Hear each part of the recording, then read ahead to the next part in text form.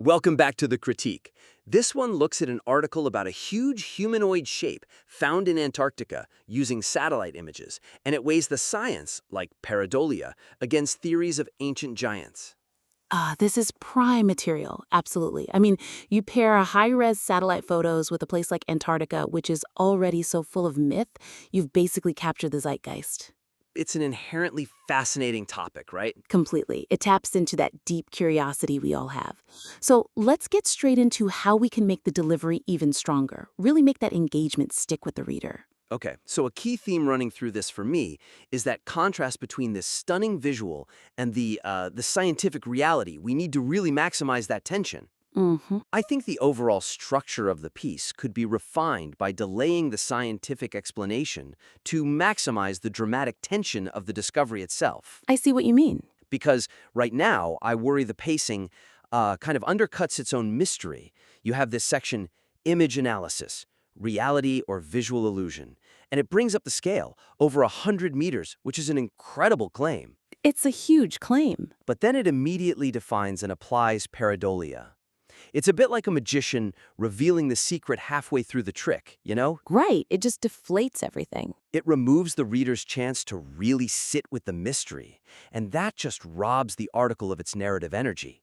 I agree the reveal is too soon, but I wonder, do we risk frustrating the more skeptical reader if we delay it too much? I mean, this is an audience that knows science, That's a fair point. that might feel a little patronized if we drag out what is, an obvious illusion for too long. Yeah, and it's not about avoiding the science, not at all. It's about strategic placement. The structure should really follow a classic arc. You build the mystery. You introduce the wild supernatural or historical theories that get people excited. You let the conspiracy mill churn a little bit. Exactly. And then, at the peak of all that drama, you bring in the scientific tools that dismantle it. So the science becomes a satisfying reality check, not a premature buzzkill. I like that. So we should be using the history of Antarctic exploration to set that tone of mystery and hidden secrets. Right. Less of a dry timeline, more of a stage for strange things to happen. For sure. So if we look at some concrete examples, we need to move the introduction of the structure's size and that crucial comparison to the face on Mars much earlier. Oh, absolutely. That is just such a cultural touchstone. It is. And mentioning it early lets the reader feel that awe and jump right into the visual shock of it. I think you have to. That image basically defined 90s conspiracy culture. The author was right to put it in, but it needs to be the hook. Open with the viral moment itself, the 16,000 views, the user comments saying the world is full of unknowns. Use that as the entry point. Yes. You validate the reader's excitement about the spectacle before you explain why it's not real. And that gives us the perfect runway for all the conspiracy content. Then you bring in Operation High Jump, the Nazi theories, the Anunnaki, the Nephilim. You use all that to elevate the stakes. You build the tallest possible mountain of speculation. Yes, and only then, after you've built all that up, do you bring in the cold, objective light of pareidolia. The science hits harder because the mystery was fully realized first. The reader moves from this kind of emotional spectacle to an intellectual understanding. It feels earned. It's a critical choice because it elevates the whole piece from just an explainer into real narrative nonfiction. Okay, let's pivot to the article's larger purpose. The so what? The so what, exactly. It covers all the angles, but in doing that, it risks becoming just a survey instead of an argument. The sheer breadth of it prevents a clear takeaway. So the article needs a single, unifying, critical focus to drive engagement, moving beyond just listing facts toward a deeper conclusion. I felt that ambiguity too. The weakness right now is that it's trying to balance scientific objectivity with these fringe theories. And the conclusion feels, well, a little passive. It does. It ends with that line, our imagination is free to soar, which is a beautiful idea, but it's not very challenging. It doesn't tell me why this Antarctic giant image is significant to me right now. Yeah, what's the point? Is this a piece about scientific literacy? Is it about surveillance culture? It's not clear. So it needs a sharp angle. My suggestion is to commit to a stronger, more proactive angle.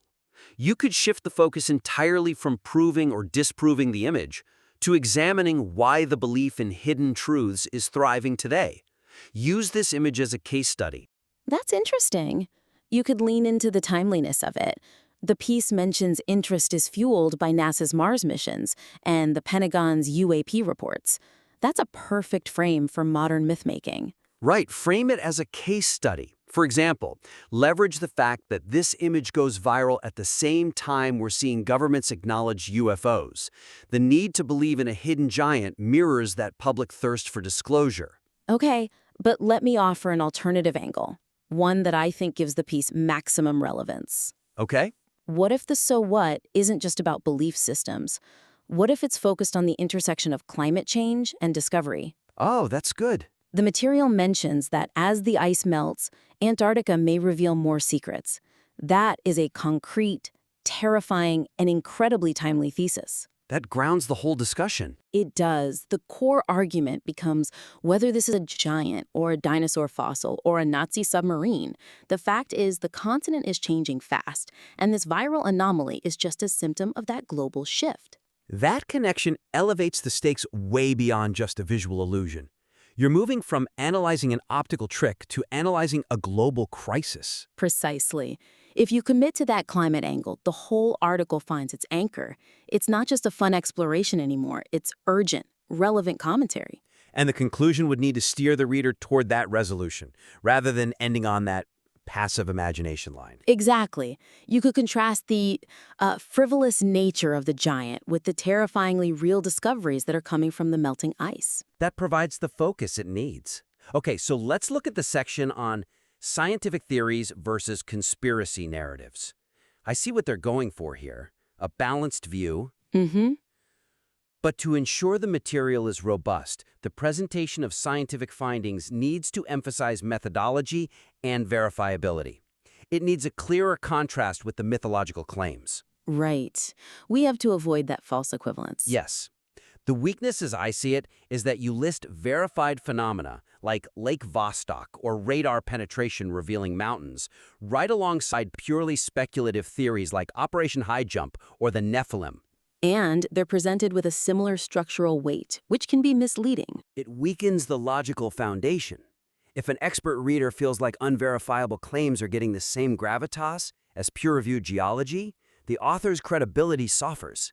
It makes it harder to tell what's real and what's fringe. So the suggestion is to strengthen the scientific counterarguments by explicitly detailing the methods used. Exactly. You establish a clear difference between empirical research and, historical rumors. You can keep the intrigue of the conspiracies, but you reinforce the integrity of the science. For example, when you mention radar penetration studies, explicitly contrast the verifiable findings like mapping the Gambrtsev subglacial mountains with the unverifiable 100-meter humanoid claim. You could use Lake Vostok as the prime example of what scientific discovery in Antarctica actually looks like. Yes. Briefly elaborate on its potential to harbor ancient microbial life. That's an incredible scientific discovery. It shows the reader that science is uncovering mysterious things. They're just, microbes, not giant statues. It sets the high, clear bar for what a genuine discovery is. That's a powerful contrast. Yeah. And with the politics, we can use the Antarctica Treaty not just as a cover for conspiracies, but to highlight its explicit prohibition of military activities. Contrast that legal text with unverifiable rumors of Nazi bases. One is a documented international agreement. The other is, it's a rumor. That distinction is key. And to sharpen that even more, you could get specific about the tech. Mention ice-penetrating synthetic aperture radar. Explain that its purpose is mapping geology based on density, not searching for statues. By being really specific about the scientific tools and their limits, you create this undeniable gap between the objective science and the myth. That logical separation will feel much more satisfying for the reader. Absolutely. It tells them, we appreciate the intrigue, but we respect the scientific method. Structure matters just as much as content here. So, to summarize the three main opportunities we've identified. First, refine the structure. Strategically delay the scientific rebuttal, especially pareidolia, to maximize that narrative tension. Build the dramatic peak first. Second, establish a clear, focused critical thesis, that sharp, so what, to guide the reader. We suggest focusing on that timely intersection of climate-driven discovery and modern myth-making. It gives the article real global relevance. And third, sharpen the contrast between the mythological claims and the scientific methodology. Bolster the science with verifiable details, specific techniques, and use concrete examples like Lake Vostok or the Antarctic Treaty to create a clear barrier between objective reality and speculation. These are high-level moves, all focused on maximizing the reader's experience and the piece's impact. You have fantastic material here, and a subject that's just inherently engaging. Take these suggestions, play with the sequence of information, define that central argument, and tighten up the evidential foundation. We're genuinely impressed with the research, and we encourage you to implement these changes and submit it back to the critique. We can't wait to see what you do with it.